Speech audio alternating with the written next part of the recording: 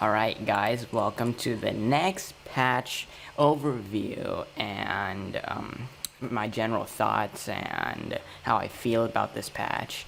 And today we are going to be covering the Osiris / Siege mode / the Blind Vengeance Nemesis patch. This is gonna be a biggie, so let's dive right in. So first off, we have Osiris. And I don't have it listed here because I ran out of room, but his basic attacks, he has his sickle and his flail with the 4-hit attack sequence where it goes 0.51, 0.51, and the last 2 hits deal an AoE splash, and this, in my opinion, really helps out his jungle clear if you're going to jungle with him, and it definitely makes him a viable jungler just by having the splash on those autos, making him clear much faster. And his passive is fragmented. So every time Osiris uses an ability, he loses a body part, and he gains 2% physical damage mitigation for each missing part. And after he loses 8 parts, so that's 8 abilities, he becomes his spirit form, and while in spirit form, he can walk through enemies and enemy blockers, which I assume is like door walls or mirror walls. Correct me if I'm wrong on that, but like he can walk through minions and enemies, so body blocking is a thing of the past. And while you have your basic attacks do not incur a movement penalty, so basically you have sprint at all times minus the move speed boost, and this effect lasts for 6 successful basic attacks, so you could like basic the air for a little while and hope it works. And this definitely helps him in his ganks, like you gank while in spirit form, and you can just get a lot of hits off, and basically you can stick onto people really hard without having to use gap closers and slows. And speaking of slows, moving on to sickle strike, he can throw his little sickle forward and it stops the first enemy hit, slowing them by 20% for 3 seconds and dealing a little bit of damage, just decent amounts, and the sickle remains stuck in them for the duration of the slow, or 3 seconds, and only has a 5-second cooldown.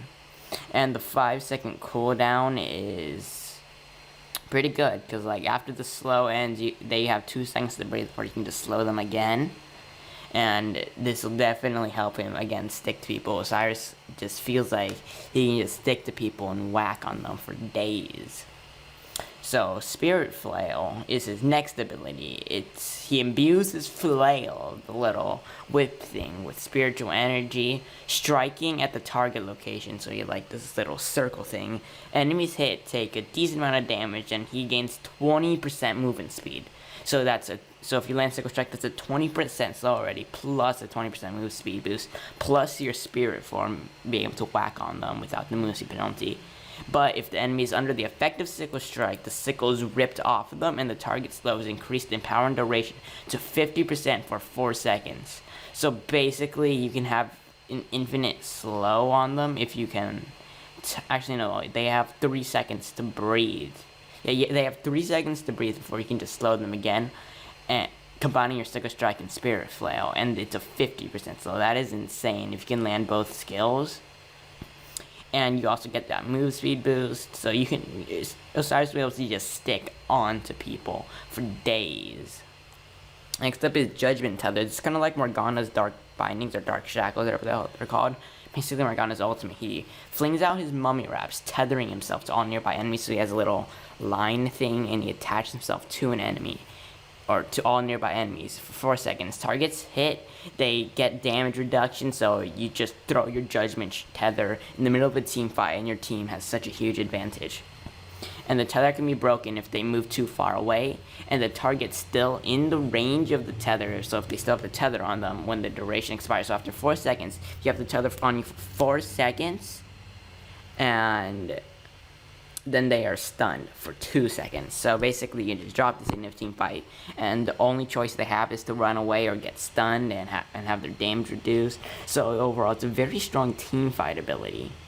And again, you can just stick on to people, so you can use Spirit Flow to gain that movement speed boost, and you can have your fragmented passive where you're running around Spirit Form doing damage, and you have Sickle Strike slowing people, and you're just sticking on to people constantly with those tethers on them, so they're going to get stunned after getting slowed, basically. And if you initiate a gank off doing this, then you are going to probably get the stun off and guarantee a kill if you can get them low enough. So next up is his ultimate, Lord of the Afterlife. Osiris sheds all of his fragments. So he immediately gains the benefit of his passive. So then he leaps. So basically he gets the no movement speed penalty, and he gets a 16% physical damage mitigation. And he will leap and target the lowest health god in the area he lands, and he will rip a fragment of their spirit out, dealing tons of damage. And then, additionally, the god that got targeted cannot receive any healing from any source for the next 6 seconds. So basically, this is a one-man weakening curse without the slow, until their spirit returns. Enemy minions and neutral camps in the area take double damage from this. Yeah, because you're going to be ulting minions and jungle camps often, right? So overall, I think Osiris will be a very powerful jungler who's gonna specialize in sticking onto his targets and applying slows and stuns, and overall being a pain in the butt in team fights with Lord of the Afterlife, probably making someone a non-factor in Judgment Tether, forcing them to all scatter or forcing them all to get stunned. One or the other, if you can land a good Judgment Tether. So I think the seal priority will go from Spirit Flail, Sickle Strike, Lord of the Afterlife, Spirit Flail, Sickle Strike into Judgment Tether. Because Spirit Flail does your highest amount of damage, while Sickle Strike scales pretty well. Judgment Tether doesn't scale too well. Well, actually, hold on. It scales better than Sickle Strike, but you're going to be using Sickle Strike more. So if you can consistently land Sickle Strikes, I'd definitely max out Sickle Strike next. And then Judgment Tether last, because it's mainly used for the utility. It's going to be used for the utility, in my opinion. And plus, if you get Spirit Flail, if you max it first, you can get Wave Clear if you're solo laning as Osiris. So definitely, Osiris is going to be a pretty powerful god. And next off, we're going to be talking about the new league system. There are now 6 tiers in each league system: Bronze, Silver, Gold, Platinum, Diamond, and Masters. Masters is the only one without 5 division, but each one also has 5 divisions: Bronze 5, Bronze 4, Bronze 3, Bronze 2, Bronze 1, etc., etc. And the system is designed so that the 2% of top players make it a Masters. And so basically, there's a lot more going up in progression than just once a month progression. So to progress, you need to get tributes, and in order to get tributes, the old system of top 10 games has been removed, and winning a league game will earn you tribute points, and losing them will deduct tribute points. The amount of tributes you gain or lose per your hidden is based on your hidden MMR and that of the other players in the match. So let's say you have gold 1 MMR, but you're in bronze 5. You're going to be gaining a ton of tribute points every match, and you'll be losing very little for every match you get, because the game is trying to get you to where you're supposed to be. So in order to advance, after earning 100 tributes, if you win your next game, you will go up to the next division, and your tribute will be reset to 0. Just that's it. You have to win 1 game. And if you lose a game at 0 tribute, then you will automatically demote to the division before you. But there is a grace period after a promotion that you will not drop. So if you promote and then lose the next round, it's not that unforgiving. So in order for judging around the seasons or the starting, once you're level 30 and you have achieved mastery level on 16 gods, you will be able to compete in the league system. All new players will start in bronze 5, and each season is around a year long. I believe it'll be reset at the World Championship event, and each season is going to be broken up into multiple rounds. Each of them will be 2 months long. At the end of each round, players are awarded trophies and league player icons based on their tier and division placement. At the start of a new round, each tribute is set to 0. However, each player remain in the division they placed from the round, and the player's MMR rating is not reset on a round change. And at the start of a new round, returning players must play at least 1 game to be placed back on the leaderboard. So you can't just get diamond and just never play league, and you have to play. And the players in the master tiers will continue getting tribute past 100 and will be ranked based on their current totals, and special icons will be awarded to the masters top 150, 10, and 1 each round. So basically, this encourages you to climb and be the very best like no one ever was. Yeah, I had to, I'm sorry. Okay, so basically, from the current system, everyone will be starting from bronze 5. Everyone on bronze 5 And players will retain all trophies earned from previous league system, and this will be noted with unique emblems. And overall, I think the system's a lot better. It doesn't force you to play League like 24/7 like it did before, and it encourages that you raise your MMR and improve instead of just trying to get the best win streak. Well, the old system did help you improve. This one, in my opinion, will help you improve a lot more, and it doesn't encourage that play as many games or die mentality as the last one did. And I am definitely welcoming the new system. So next up, we have the Siege Beta game mode. And it's a 2-lane conquest style map with standard towers, phoenix, and titans as objectives. And as a new feature, teams will earn points towards spawning a siege weapon. And killing a player will be worth 1 point. Killing a player is worth 5 points. A minion will be worth 1 point, and a jungle camp will be worth 9 points. And once a team has reached 100 points, a friendly siege minion will spawn in a random lane and just go down it. Siege weapons are basically a minion, except they have a lot of health, they deal a lot more damage to objectives, and they'll prioritize objectives over other targets. And you can teleport to your siege minion from your base, if you so choose, by entering a portal. And if you kill the Silver Fury instead of the Gold Fury, get it, it's a joke, yeah. If you kill the Silver Fury in the middle of the map, you will immediately spawn a siege weapon. And this is definitely going to be an interesting mode. It seems pretty fast-paced, though I don't really have much opinions on it.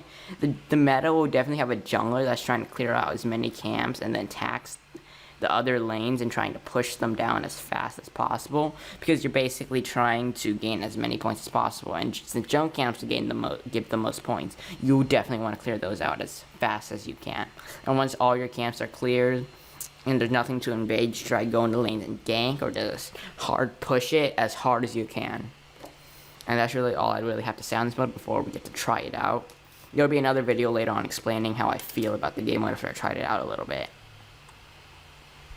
So next up, we have a bunch of god bug fixes that will be shown right there on the screen, all of the ones that have bug fixes. I'm not going to go in depth on them because I don't really find it necessary. And okay, so for the next nerf, there's only nerfs in this patch.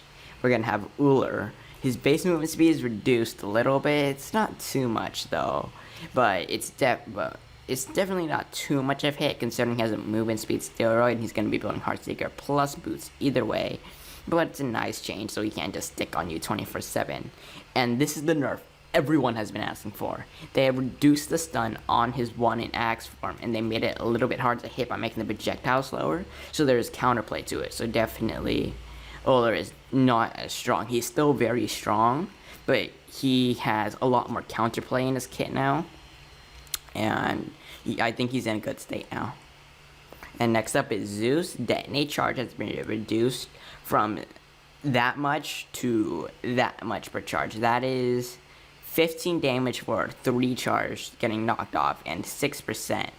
On paper sounds bad, but in game I assume it's going to make a big difference, as 6% magic power is a good bit of magic power being knocked off Zeus.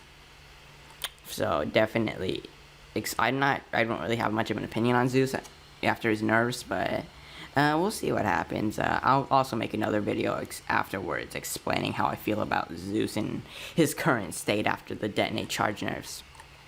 And the final and most important change in this patch, in my opinion, is the mid-Fury camps now spawn every 3 minutes instead of every 2 minutes. This is a massive change for junglers, mid laners, and supports, and the ADC alike. Now the supports will either be in lane more with the ADC, and the ADC will get less farm, or the support is encouraged to gank lanes more instead of just rotating for the mid camps and then going back to lane, or just sitting in mid all day. And the jungler will definitely be promoted to do a more invading or a gank heavy style, because you're not forced to be at the mid camp every 2 minutes now, only every 3 minutes, so you definitely have time to pull off a gank or pull off an invade before mid camp spawn again.